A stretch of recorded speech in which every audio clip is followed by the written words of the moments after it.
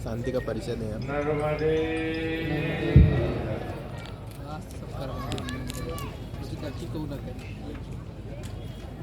मां नर्मदा के पवित्र उद्गम पर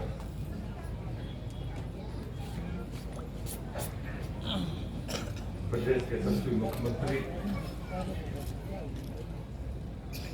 जिनका जन्म ही नर्मदा के तट पर हुआ है, मैं जब गया हूँ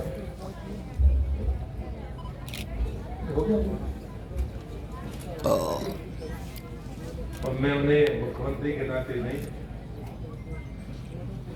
नर्मदा भक्त और नर्मदा सेवक के नाते अपनी तरफ से उनका अभिनंदन करता हूँ और आपसे भी चाहता हूँ कि आप उनका अभिनंदन करें। मंच पर उपस्थित श्रद्धेय संतगण,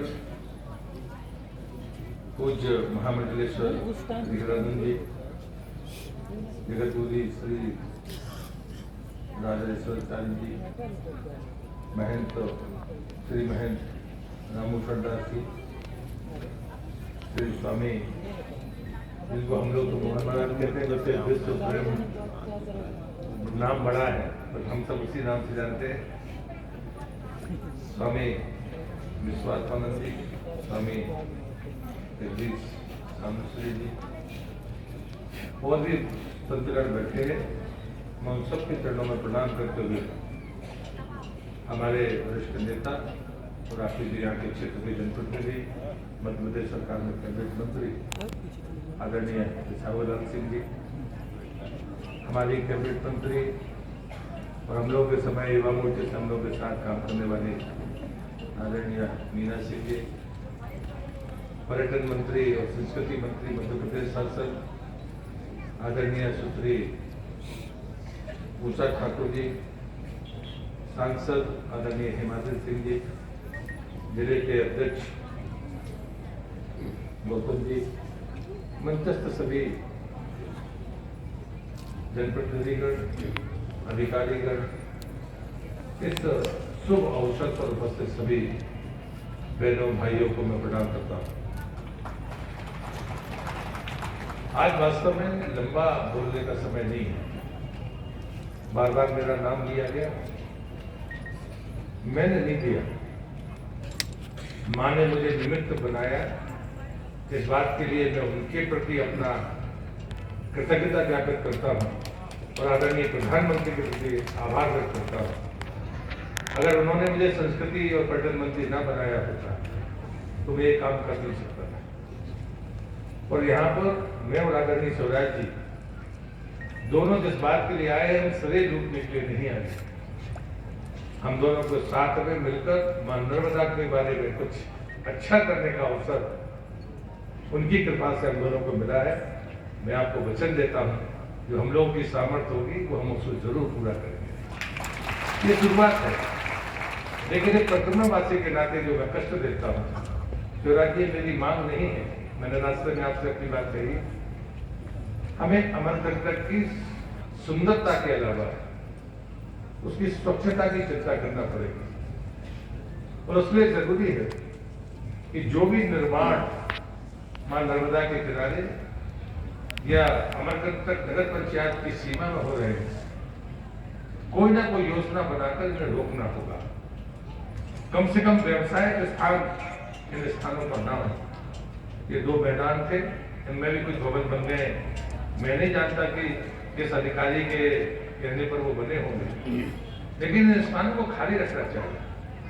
वर्ष में एक बार मां नर्मदा की स्वच्छता के लिए हम अपने सहयोगियों के साथ आते थे और यहाँ पर अभी भी वो आना जारी है। एक समय मैं उस घटना का उल्लेख इसलिए करूंगा, इसलिए नहीं कि मैं किसी का नाम लेना चाहता हूँ। यहाँ महामंडलेश्वर हरिहरानंद जी है, मोहन महाराज जी है। मैं आया अपने साथियों के साथ, तो उनको भी लगा कि नर्मदा की स्वच्छता में चलिए घूमते। जो अनुभव बताया उन्होंने कि हमने संन्यास के बाद पहली बार साबुन से स्नान किया क्योंकि हाथ में मैल आया। ये सच्चाई है, मैं किसी की आलोचना करने के लिए नहीं करता, लेकिन कोई भी ऐसा सोच जो गंदगी पैदा करता है वो मां नर्मदा के आंचल में ना जाए, यही शायद हमारे जीवन की सफलता होगी। गायत्री और सावित्री नदी का जब पहली बार हम लोगों ने कचरा साफ किया था, जोराजी जी आपकी ही कृपा थी कि आपने वो बनाकर कम से कम उस दीवार को खड़ा कर दिया।